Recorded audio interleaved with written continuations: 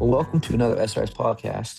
I'm the host today, Jeff Mullin, and today we have a guest joining us, Kelly Rabolt and Greg Mundis.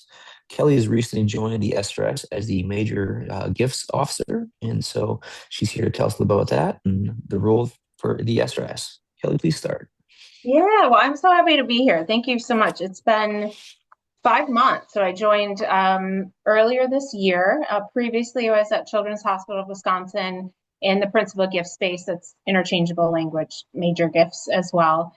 So I had been working in that healthcare fundraising space and was really excited when this role opened up because when I was at Children's, I was working with donors, but doing more of the proposal development. And so kind of more behind the scenes work. So when this role with SRS opened, I was really excited to apply for that because I was ready to have those relationships, to build the relationships, have the conversations with individuals and donors. And that's what I've been doing the last 5 months. And it has just been an exceptional experience up until this point. I've been blown away by the membership, dedication, the members that I've had the opportunity to speak with so far. A lot of folks on the PL, previous presidents, folks on the development committee, individuals that are really committed to the mission and want to see SRS succeed. And that's been incredibly motivating. And so it's been a busy 5 months, but it's also really helped formulate, I think, where we want to go in the future, which I'm sure we'll talk about here. And so I'm excited to spend some time with you, and Greg will obviously have a lot of insight on that as well as being an SRS member. But that's what we've been spending our time doing so far. Yeah, so in your role, you probably deal with a lot of various other organizations and so on, but also individuals. And so Greg's here representing us as one of the great members of the SRS. Before we get to him, maybe tell us a little bit of your sort of immediate goals now that you're sort of getting situated a little bit, and for the next foreseeable future, what do you think is going to be your role in this Yeah, office? yeah. So I mentioned having those conversations. I think before Ashton, the executive director, and I wanted to be really intentional before we threw a strategy on paper. We wanted to have it make sense for the organization. And so to be able to do that, I needed to understand, like I said, the membership base. And so that's been happening through those conversations. And it's really started to kind of narrow in on this REO fund and wanting to get that to a certain number. So that's self-sustaining. I've come to appreciate that there's a changing landscape in terms of funding, what that is going to look like for SRS over the next 5 to 10 years. And so we're really going to start to make a push to get that fund to this certain number that we're looking at so that those programs can kind of develop and sustain on their own, no matter what industry dollars are coming in. And the Lori Carroll Fund, we're already 50% of the way there funding that this year. And so we want to push to get that fully funded this year. We took a chance kind of out the gate this year. As you all know, June is Scoliosis Awareness Month. And so we did a quick campaign. You might have seen it on social media. And we actually had an incredible patient story. This young woman named Kaylee, she put together her own run, walk, and did a fundraiser. And we were able to help support her through that. So I think we're looking for 2027 to find a match donor and hopefully use that as a fundraising event. And if that's successful, I would love to see that grow year over year and use June as a fundraising month for Scoliosis Awareness Month. So we're starting to kind of chip away at some existing funds and some existing opportunities and kind of like make hay where sun shines, if that's the right phrase. And then also, once we start to get our feet underneath us, look at areas for growth and opportunity. So the board is already giving it 100%. That's incredible. I think that lends to what I said earlier about member dedication. It's just incredible. But then we want to see, okay, that's great. Now, what about committees? Are our committee members donating at 100%? If not, what might we be able to do to inspire that or motivate that? So starting small, making sure that we're controlling what we can control and motivating and inspiring where we can, and then starting to kind of grow from there. So that's the strategy as we're seeing it. And I'll be in Sydney this year for the annual meeting, and I'm looking forward. I'll get to spend some time with the traveling fellows, certainly the board, the presidential line, the lead scholars, And then I'll be available just to have conversations with folks who want to learn more about our goals. And I'm really looking forward to that. The FaceTime is the best part of this job. So I cannot So wait Kelly, to be in so Australia. Yeah. that's a great vision. So maybe go a little bit deeper in a couple of things you mentioned there. Mhm. The REO fund or the Lori Carroll fund. Could Yeah. listeners a little bit more information about those? Yeah. Yep. So the Lori Carroll Fund, very specifically, so as I've come to understand, an incredible woman. So the Lori Carroll Fund covers various costs. So it covers the annual meeting and then this 2 to 3 week visit for a fellowship for an SRS member. Lori Carroll or Dr. Carroll was the first female president-elect, I believe. Yeah, president-elect in the presidential line in 2020. Unfortunately, shortly before taking that role of vice president of the society, she was diagnosed with, you're going to have to check me on this, I think it was glioblastoma multiforme. I don't know if I'm saying that right, GBM. So this award is in her honor. Applicants must be female identifying to apply, but there is no age minimum, no maximum. Both SRS members and non-members are encouraged to apply, so that's really exciting. And orthopedic and neurosurgeons, excuse me, are also encouraged to apply. So that is the Lori Carroll Fund, so female specific there. And then the REO fund, that's just the general research, education, and outreach fund. And 100% of donations go back to that research and education. And that one, grants, projects, scholarships, traveling fellowships, courses, and then humanitarian outreach efforts that support that mission. So that's what I would say is kind of, we direct, unless you have a very specific goal for your donation, if you're kind of open to just wanting to give to SRS, that's the best place to direct your donations to, is the REO fund. So both those are great sort of initiatives that not only help our members out, but also advance our field. And in Mm-hmm. the Dr. Carroll case, also is a great homage to a lady who passed away too soon. So Mm-hmm. really great ways for members to get involved. If a member wants to say, hey, I want to donate or just or get more information about it, what would you think the best next steps would be for them to get involved? That's totally to their comfort level. If they are looking to make a quick donation, you can literally just go on srs.org/donate, and you can do that right away. If you're looking to make a larger donation or you're not sure what your options are and you want to talk through that, I'm happy to have that conversation, but there are plenty of options: stocks, securities. You could do estate or plan gifts, and that can look like a will or a trust. Beneficiaries, those are like beneficiary designations is what I mean. Life insurance policies, you could do pledges, and those can be up to 5 years. So you make those in incremental payments. And like I said, that can be an up to a 5-year span. Any of those are great options. And again, I'm happy to have any of those conversations. If you think, well, I would like to, I don't know exactly what fits my fundraising or my philanthropy goals, that's all stuff that we can talk about. And that's, part of the reason SRS brought this position on. It was really smart on the board's part, because there's so much capacity and there's so much opportunity for this organization. And I think folks don't know all of the opportunities that exist to give. And so this is a great way to kind of highlight all of those avenues. But like I said, the easiest and most direct way is just srs.org/donate.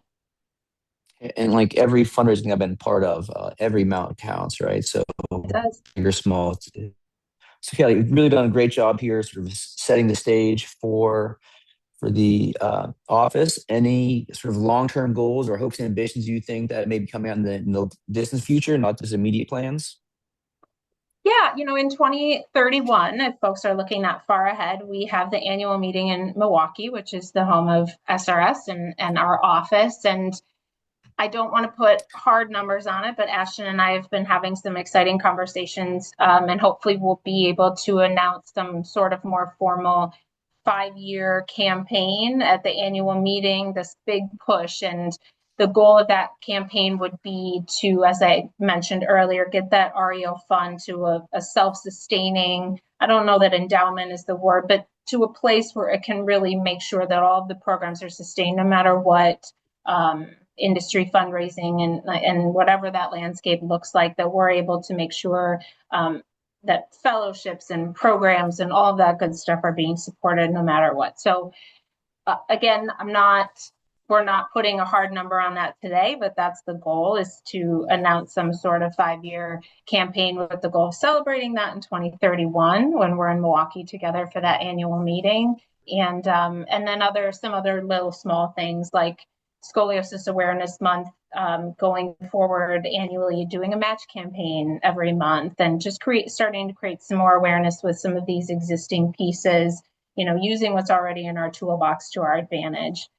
Maybe, working smarter, not necessarily harder, but just making sure that folks know all the good work that you all are doing, and why it's so important to make sure that for the next generation of SRS members that we're, creating sustainability and opportunities so that the work can continue.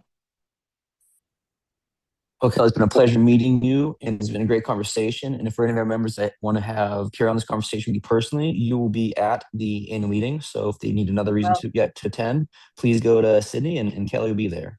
Yes, last I chance for would any. love to see you. Yeah. All right. Well, thanks for everybody for tuning this podcast. See you, I guess, in Sydney, the annual meeting. Yes, thank you so much. Next, we have Greg Mundis joining us. Greg is a leader not only in his practice in San Diego, but also one of the officers in the SRS. But today he's joining us more just as a SRS member, and talk to us about how he got involved with the Scoliosis Research Society and some of the great work he's benefited from that. So, Greg, maybe tell us a little bit about your journey to where you are now with the SRS, when you started, and why and how. Sure. The SRS has a really special place in my heart. Probably kind of along with the birth story of spine in my life. Interestingly enough, I fell in love with spine surgery as a second year in my residency on the scoliosis service at Oklahoma University. And the guys there at the very beginning, when I met them, I always spoken so highly of the SRS, and like all the all the great work that was done within the organization, and how meaningful that meeting was to them every single year. And when I went and did my fellowship with Dr. Akbarni, it was a couple years after he was the president of the society. So he was I think he was a past president 3 at that point or something like that. And he 100% gave me the bug for the SRS.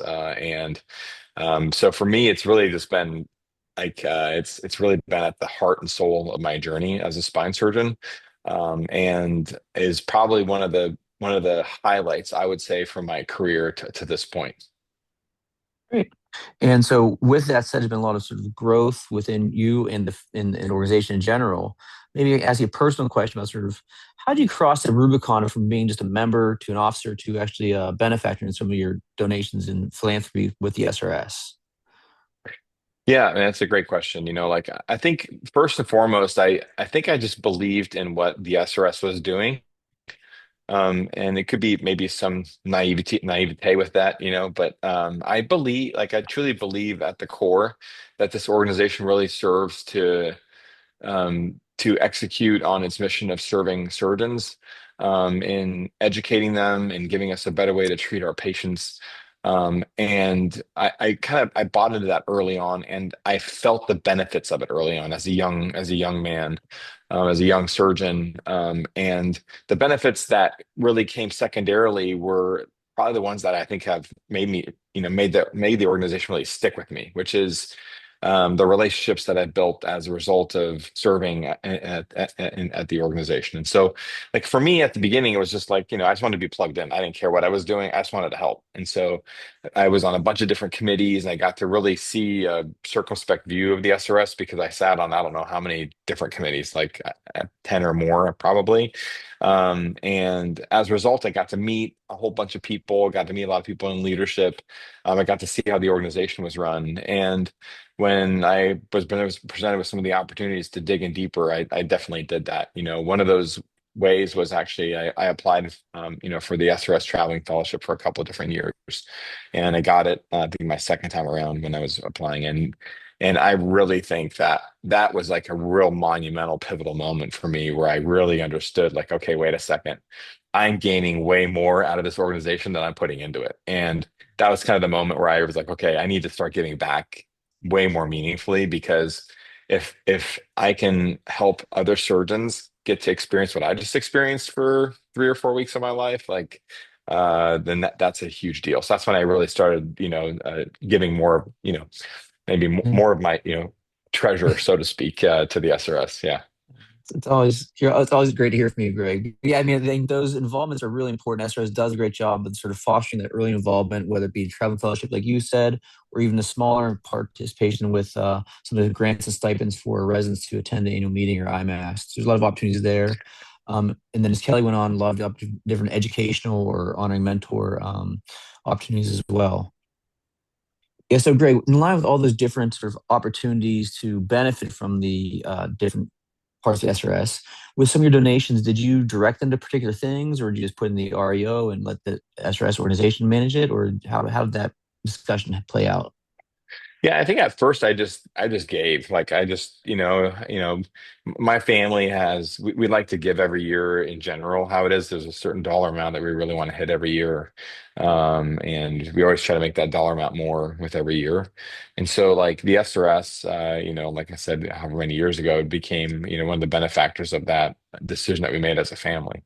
And then we kind of just did like general stuff at first. It's like, hey, just believe in the mission of the organization, just go. Like, you guys use it however you need to use it. But I will say, especially now that I sit in this treasurer position, you see like all these different funds and different ways like to be a part of the organization. Like, you may find that you're more interested in the Laurie Carroll Fund, or you may find that you're more interested in, directing research, or you may feel like you're more interested in funding the traveling fellowship. Like, it's kind of cool because there's so many different ways that you can give, and you can make that an expression of what you prioritize in your life and where you really want that money to go. Or you might just say, listen, I know the organization just needs the money to grow.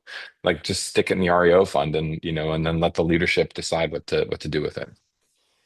And since you mentioned your role as treasurer, I think you probably can agree that sort of it's any amount of donation will help out, whether great or small, it all add up and benefit our organization, eventually our patients.